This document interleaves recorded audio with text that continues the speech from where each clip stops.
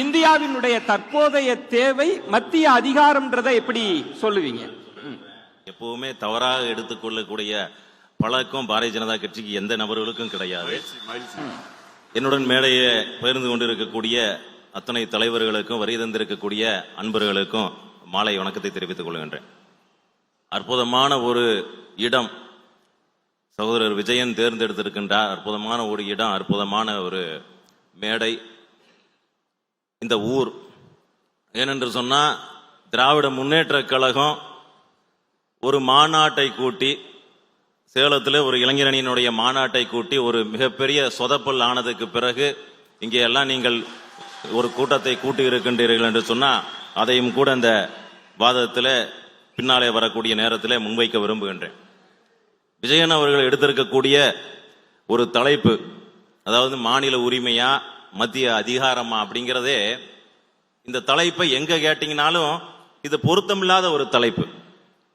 திராவிட முன்னேற்ற கழகத்தை பொறுத்த வரைக்கும் ஒரு சாப்பிட்டா நீங்க என்ன சொல்றீங்க, ஒரு மாநில உரிமையா, அது எங்க கிட்ட கேட்கும் பொழுது அது அதிகாரமா, அப்படி கிடையாது. எங்கேயுமே அதிகாரத்தை செலுத்தி இருக்கக்கூடிய பழக்கம் பாரதிய ஜனதா கட்சிக்கு என்றைக்குமே கிடையாது. அதனால உங்க தலைப்பிலேயே பெரிய ஒரு முரண் இருப்பதாக நான் பார்க்கின்றேன். பர்சனலாக நான் பல்வேறு நபர்கள்கிட்ட பேசும் பொழுது தலைப்பை பத்தி சொல்லுகின்ற பொழுது அங்க மாநில உரிமையான நீங்களே ஒரு தலைப்பை கொடுக்கறீங்க, இன்னொன்னு அதிகாரத்தை பயன்படுத்துகின்றோமா அப்படின்னு நீங்களே ஒரு முருகானந்தம் அவர்கள் ஒரு பழக்கத்தை எடுத்துக்கொள்ளுங்க. அப்படி கிடையாது. அதிகாரத்தை துஷ்பிரயோகம் பிரச்சனையோ தவிர நான் பேசுறது கேக்குதுன்னு நினைக்கிறேன். இப்ப ஒருவேளை மாநில அதிகாரமா மத்திய உரிமையான்னு வச்சிருந்தா ஏத்திருப்பீங்களோ? அதை நோக்கிதான் வளர வேண்டும் என்று நான் விருப்பப்படுகிறோம். உரிமையை சரியாக பயன்படுத்தக்கூடிய நேரத்தில் உரிமையாக நிச்சயமாக பயன்படுத்த வேண்டும். அது பல்வேறு உதாரணங்கள் எங்களால் கொடுக்க முடியும். தேர்தல் வந்துவிட்டது என்று சொன்னாலே சில பேருக்கு மாநில உரிமை, சுயாட்சி இந்த வார்த்தைகள் எல்லாம் மக்களுக்கு பழக்கப்பட்டு விட்டது. இந்த வார்த்தைகளை சொல்லுகின்ற பொழுதே மக்கள் புரிந்து கொண்டார்கள், ஏதோ தேர்தல் வந்துருச்சாட்டு இருக்குது, அதனாலதான் இந்த இரு வார்த்தைகள் எப்பொழுதுமே வந்துவிடும். இது இல்லாமல் அவர்கள் எதையுமே பேச முடியாது, பேசுவதற்கு எதுவுமே கிடையாது. இந்த ஆளுகின்ற திராவிட முன்னேற்ற கழக அரசாங்கத்தினுடைய செயல்பாடு படிப்படியாக ஒவ்வொரு நாளும் மங்கி போய் கொண்டு இருக்கின்றது. அதை திசை திருப்ப வேண்டும், எப்படியாவது அதை திசை திருப்ப வேண்டும். அதை திசை திருப்ப வேண்டும் என்று சொன்னால் இந்த இரு சொற்களை பயன்படுத்த வேண்டும். இதெல்லாம் மக்கள் கேட்டு கேட்டு போர் அடிச்சு போச்சு. பல்வேறு தலைவர்கள் திராவிட முன்னேற்ற கழகத்தை சார்ந்த பல்வேறு தலைவர்கள் சொல்லி இருக்கின்றார்கள். அதாவது இந்த மாநில உரிமை, இந்த சுயாட்சி இந்த போன்ற சொல்லுகின்ற பொழுது ஏன் தனி நாடு கேட்டா என்ன, தமிழ்நாடு தனியா பிரிஞ்சு போனா என்ன அப்படின்னு பல்வேறு மேடைகளில் மிக முக்கியமான தலைவர்கள்லாம் பேசி இருக்கின்றார்கள். அது சகோதரர் ராஜீவ்காந்தி அவர்களுக்கு நினைவுபடுத்த விரும்புகின்றேன். இவர்களை பொறுத்த வரைக்கும் இந்தியா ஒரு நாடு கிடையாது, பல்வேறு மாநிலங்களுடைய கூட்டமைப்பு தான் இந்தியா அப்படிங்கிற ஒரு பார்வையை வைக்கின்றார்கள். அது சற்று கூர்மையாக கவனிக்க வேண்டும். இவர்களுடைய வாதம் எப்பவுமே சொல்லுகின்ற பொழுது இந்த ஆர்டிகல் 1 ஆஃப் தி கான்ஸ்டிடியூஷன் பத்தி எடுத்து சொல்லுவார்கள். Article 1 of the constitution says India that is Bharat shall be a union of states and territory என்று குறிப்பிட்டுள்ளது என்பார்கள். எப்பவுமே பல்வேறு நபர்கள் அதை சொல்லி இருக்கின்றார்கள். இந்த அடிப்படை வாதமே தவறு. அதையும் கூட இந்த இடத்துல சுட்டிக்காட்ட விரும்புகின்றேன். அந்த முழுமையாக அந்த ஆங்கில அர்த்தத்தை புரிந்து கொண்டோம் என்று சொன்னால், இந்தியா என்ற பாரதம் மாநிலங்களாகவும் பல்வேறு யூனியன் பிரதேசங்களாகவும் உள்ள நாடு என்பதுதான் அதனுடைய முழு உள்ளர்த்தம். அதை முழுமையாக இந்த உள்ளர்த்தத்தை புரிந்து கொண்டு அதற்கு எதிர்மறையாக ஒரு அர்த்தத்தை புரிந்து கொண்டு இவர்கள் பேசிக் கொண்டிருக்கின்றார். பல்வேறு விஷயங்களை நாம் குறிப்பிட முடியும். மாநில உரிமை அப்படின்னு கேட்கக்கூடிய சூழ்நிலையில இப்ப யார் இருக்கின்றார்கள்? நீங்க போய் வீதியில போய் சகோதரர் விஜயன் அவர் இடத்துல கேட்கின்ற, நீங்க எங்களை எல்லாம் விட்டுருங்க, வீதியில போய் கேளுங்க, மாநில உரிமை தேவையா? மத்திய அரசாங்கம் கேட்கிறாங்களே, போராட்டம் செய்கின்றார்கள். இங்க சேலத்துல மாநாடு, அந்த மாநாட்டினுடைய முக்கியமான அம்சம் மாநில உரிமை கேட்பது. அப்படி இதையெல்லாம் தேவைதானான்னு போய் பொதுமக்கள் இடத்துல கேளுங்க, எங்களை விட்டுருங்க. 100% என்ன சொல்லுவாங்க, முதல் அவர்களுக்கு புரியாது, கற்றறிந்த நபர்கள் சொல்லுவாங்க எலெக்ஷன் வந்துருச்சாட்டு இருக்குது, அதனாலதான் இவர்கள் இந்த வார்த்தையை பயன்படுத்துகிறார்கள்.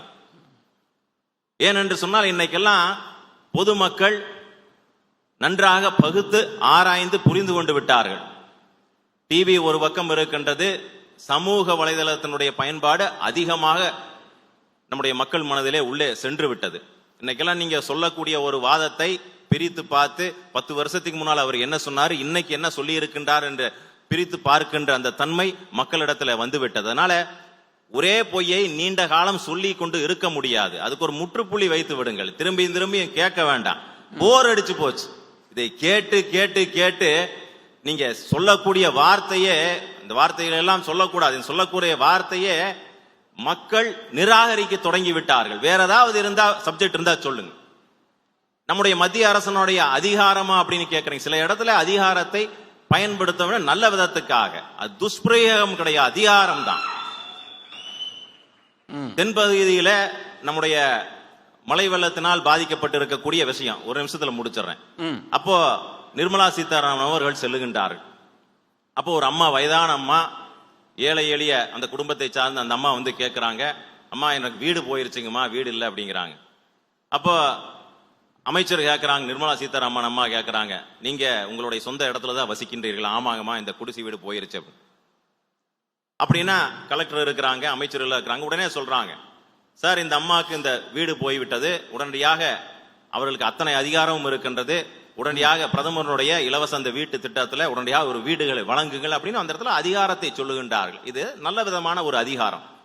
நீங்க அதிகாரம் அப்படிங்கிறதே வந்து உங்களுக்கு தேவைப்பட்டா அது ஒன்றிய அரசு, மாண்புமிகு முதலமைச்சர் கடிதம் எழுதுகின்ற பொழுது அது மத்திய அரசாக மாறிவிடும். எப்பெல்லாம் காசு வேணுமோ அப்பெல்லாம் அது மத்திய அரசாக மாறிவிடும்.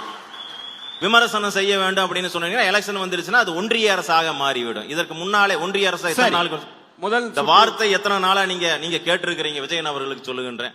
சரி, இதற்கு முன்னால அந்த வார்த்தைகள் எல்லாம் கிடையாது. சரி, நன்றி. முதல் சுற்றுவாதத்தை எடுத்துக்கிறேன். இதுல ஒரே ஒரு சின்ன கேள்வி ஏபி முருகானந்தம், நீங்க மக்கள்கிட்ட கேட்ட போது என்ன சொன்னாங்க? நான் கேட்பது இருக்கட்டும், நீங்க கேட்டப்ப மாநில உரிமையா மத்திய அதிகாரமானப்ப என்ன சொன்னாங்க? எது வேணும்னு சொன்னாங்க? மக்கள் ஒரே ஒரு விஷயத்தை தான் விரும்புகின்றார்கள், மத்தியிலையும் பாரதிய ஜனதா கட்சி ஆட்சி, தமிழகத்திலையும் பாரதிய ஜனதா கட்சி ஆட்சி வர வேண்டும் என்றார். பேசலாம். ஒரு டபுள் இன்ஜின், அதுக்கு தான் சொல்றோம், அது டபுள் இன்ஜின் அரசாங்கமாக இருக்க வேண்டும். சரி, நீங்க வந்து மாண்புமிகு உதயநிதி அவர்கள் பேசுகின்ற பொழுது சரி கேட்டு பெறக்கூடிய ஒரு தலைப்புக்குள்ள இருந்து முடிச்சிடறேன். கேட்டு பெறக்கூடிய விஷயங்கள், நீங்க பாதிப்பான வார்த்தைகளை பேசக்கூடாது. அமைச்சர் உதயநிதி அவர்கள் சொல்லுங்க, யார் அப்பம் விட்டு காசுங்கிறார், இந்த வார்த்தைகளை எல்லாம் நம்ம பயன்படுத்தலாமா? மக்கள் தான் பாதிக்கப்படுவாங்க. முதல் சுற்று மக்கள் தான் பாதிக்கப்படுவாங்க. காத்துருங்க. நம்ம முதல் சுற்று கருத்துல அத்தனை விஷயங்களும் தாராளமாக கொடுக்கின்றோம். ஆனா அந்த வார்த்தையை பயன்படுத்தக்கூடாது அப்படின்னு சொல்றோம்.